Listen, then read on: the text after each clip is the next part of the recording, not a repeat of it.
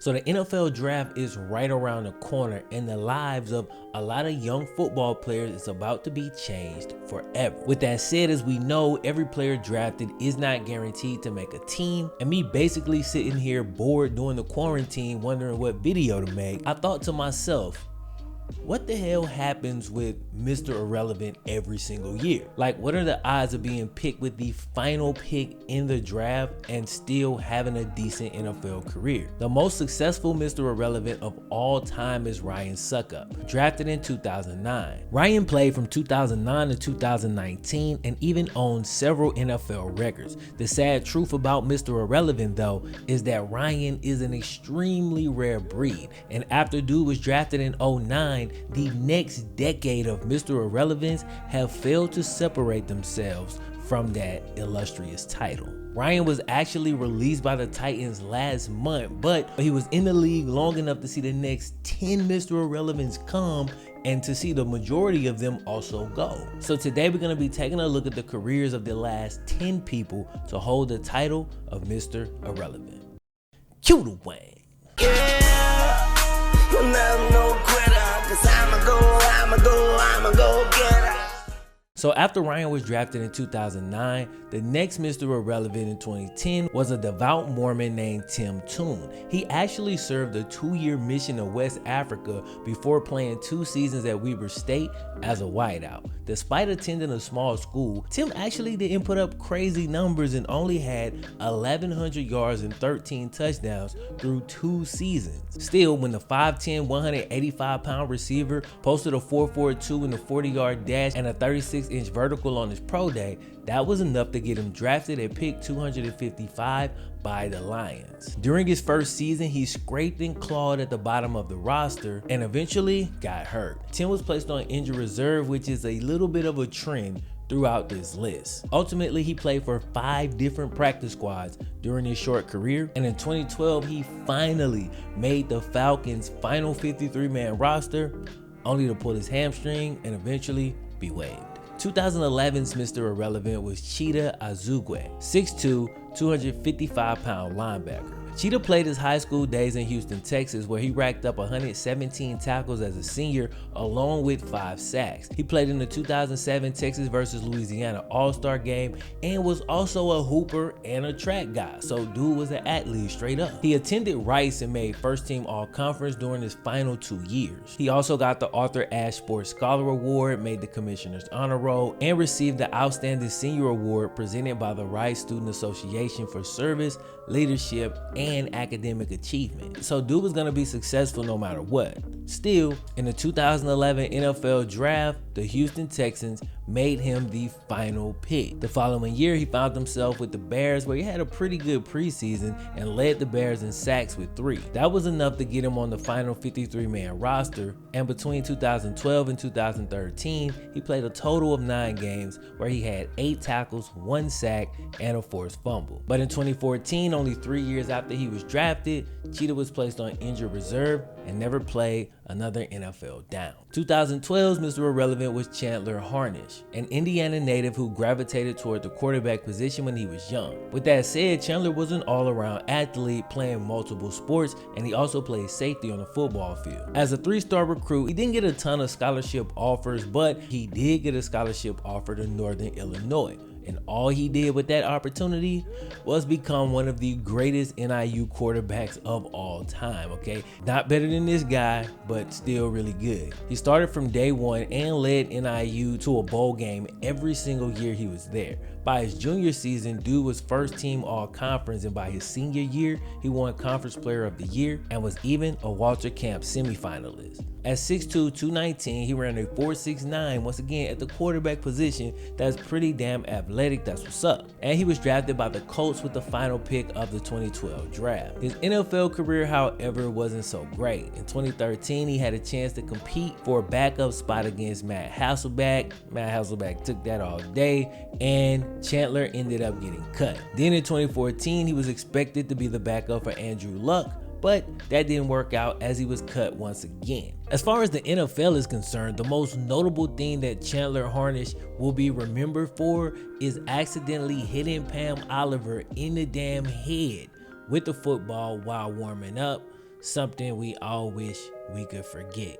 2013's Mr. Irrelevant was Justice Cunningham. In high school, this dude helped his team reach the 2008 Class AA Finals with a 14-1 record. He played tight end and defensive end and actually racked up 20 sacks as a senior. He played 4 years at South Carolina, but mostly just put up modest numbers. But it was still enough to get him selected by the Colts with the final pick in the 2013 draft. He actually made the roster and got onto the field during his first season, making only 1 catch for 4 yards though. After being waived to create another roster spot, Justice signed with the Rams. He spent some time on injured reserve, but managed to stick around for a couple of years with the Rams before ultimately being waived in 2016. 2014's Mr. Irrelevant was Lonnie Ballantyne. Now, Lonnie's story is kind of unique. Dude actually only played 1 year of high school football, and it wasn't even his senior year. During his junior season in high school, he played safety. Dude had 45 tackles, 6 interceptions, and 12 pass breakups. Then he graduated a year early and went to college. He played 4 years and recorded a total of 176 tackles and 3 interceptions during his time there. But at 6'3", 215, he ran a 4.39, and the Texans drafted him with the final pick in the 2014 draft. He only stuck around for a couple of years, and by 2016, like many of the Mr. Irrelevants before him,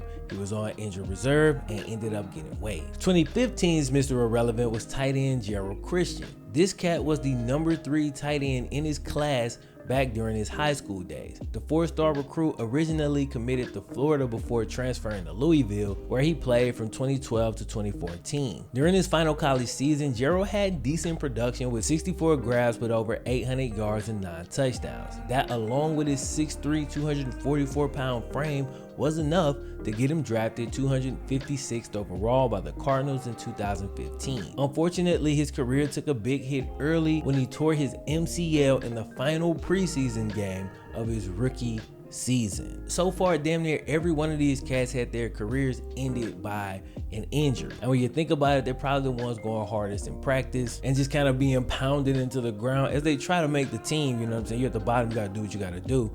But it's crazy how many of these cats just end up getting hurt and then getting cut. After Gerald tore his MCL, he was placed on IR and then cut, but his career wasn't over just yet. He spent a little bit of time with the Bills and then went back to the Cardinals for his second time, but in 2017, they waived him once again. Now, Gerald actually gave football one last shot by trying out the AAF, and of course, we all know how that ended, and it seems like he just hung it up after that. 2016's Mr. Irrelevant was cornerback Kaylin. Now, Kaylin attended Southern Miss, where he played 4 years and racked up 152 tackles, 8 interceptions, 3 forced fumbles, and 3 fumble recoveries. So now we're talking about a cat who actually has some decent college production. In addition to being excellent on the field, dude also went hard in the classroom, as he was named to the Conference USA Commissioner's Honor Roll. At his pro day, he measured in at 5'11", 192 and ran a 4.38. And you already know that got the scouts' attention.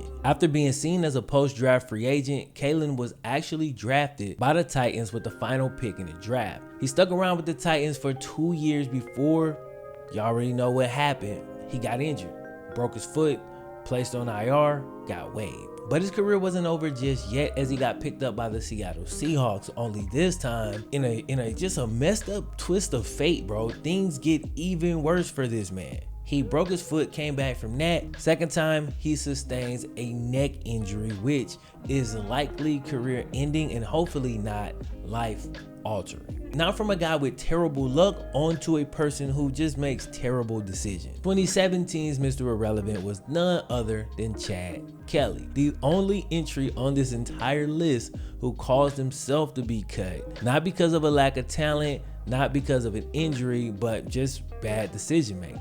A 4-star recruit in high school who attended Clemson but was kicked out for bad conduct. He then went to EMCC, a junior college that would later be featured on Last Chance U, and he actually led them to a national championship. That got him back into D1 ball, where he played at Ole Miss. Despite the second chance, Chad got into even more trouble at Ole Miss, but when he was actually on the field, it was clear to see that the kid had talent. Still, his track record made him damn near undraftable, but the Broncos did decide to select him with the final pick in the 2017 draft. After having surgery that kept him out the first year, Chad made the team his second year as Case Keenum's backup, but he was arrested again. This time for trespassing as he walked into a married couple's home and was actually so gone on alcohol, drugs, or whatever that he accidentally walked into these people's house and was sitting on the couch. Now, I had my own theory. I actually made a full video about this back when it happened. Not gonna go into all of that right now, but he was charged with, I think, second-degree trespassing. Still, despite that, his NFL career is not over. Chad was picked up by the Colts and added to their active roster in November of last year on what is likely his last opportunity. Hopefully, this time he'll make the most of it. Now, as you can see, the majority of these guys make it at least 2 or 3 years before their NFL career is done. So with Mr. Irrelevant from 2018 and 2019, they're still in the league doing their thing, and hopefully they can carve out longer careers, but here's where they are right now. 2018's Mr. Irrelevant was wide receiver Trey Quinn. Trey actually pitched a damn no-hitter in the 2008 Little League World Series, so that's pretty damn cool. During his senior year in high school, dude had nearly 2,000 receiving yards and 23 touchdowns. He's the all-time national leader in career receiving yards with 6,566 yards. Dude was a dog. He started his career at LSU and caught 17 passes for 200 yards as a true freshman. Still, he ended up transferring to SMU, and when he finally got on the field, he did not miss a beat, catching 114 passes for 1,200 yards and 13 touchdowns. So when you're talking about production, it's there with this cat consistently. 13 catches, 200 yards as a true freshman at LSU is actually impressive in itself, especially when you in there with LSU receivers, all them boys running 4.3s and 4.4s. Despite his production in 2018, Trey Quinn was drafted with the final pick in the draft by the Washington Redskins, and despite battling injuries throughout his rookie season, he actually managed to make 9 catches and even score a touchdown in 2018. Then last year, Trey actually got off to a fast start. In the first game of the season versus the Eagles, dude caught 4 passes for 33 yards and a touchdown. He obviously wasn't the #1 receiver, but for his role, he was doing his thing. Through 12 games, he was actually averaging right at 4 targets per game, so he was a little small part of the offense. He finished the season with 26 catches and 198 yards on the season, but wouldn't you know it, was placed on IR after a helmet-to-helmet collision in week 13. The dude's definitely got a skill set. He definitely knows what he's doing, so hopefully he'll be able to shake back this year and carve out a career for himself. All right, finally we get the 2019's Mr. Irrelevant, tight end Caleb Wilson. Now, Caleb has a unique journey to the NFL. He originally committed to play quarterback at Old Dominion, but later ended up walking on to play tight end at USC, where his dad was coaching at the time. Then his dad got fired, and this man transfers to UCLA. He had 220 yards in his entire first season, but nearly topped that in one game during his second year when he caught 15 passes for 200 yards versus Texas A&M. Unfortunately, that season was cut short due to injury, but after a strong 2018 campaign with 60 receptions, 956 yards, and 4 touchdowns through only 11 games, Caleb declared for the NFL draft, and the 6'4", 235 tight end ran a 4.56 and was drafted with the final pick by the Cardinals, who placed him on the practice squad. But the Redskins swooped in and ended up poaching him off the Cardinals practice squad, placing him on their active roster in 2019. Now this year, Caleb's gonna be back with the Redskins, and he's gonna have an opportunity to fight for some playing time. Obviously, there is nothing promised. His camp performance is going to go a very long way, but at only 23 years old, he's definitely got some upside, and we have to see what he can do with it. Crazy to see that of the last 10 Mr. Irrelevants, not one guy has been able to carve out a sustainable career. Funny enough, the last 3 still have an opportunity to do that. All 3 of those guys were productive in college, but as for now, 2009's Ryan Succop holds the Mr. Irrelevant crown. Anyway, like the video if y'all liked it, man. Hit me up in the comment section. My name is FlemLo Raps. I'll see you next time, fellas.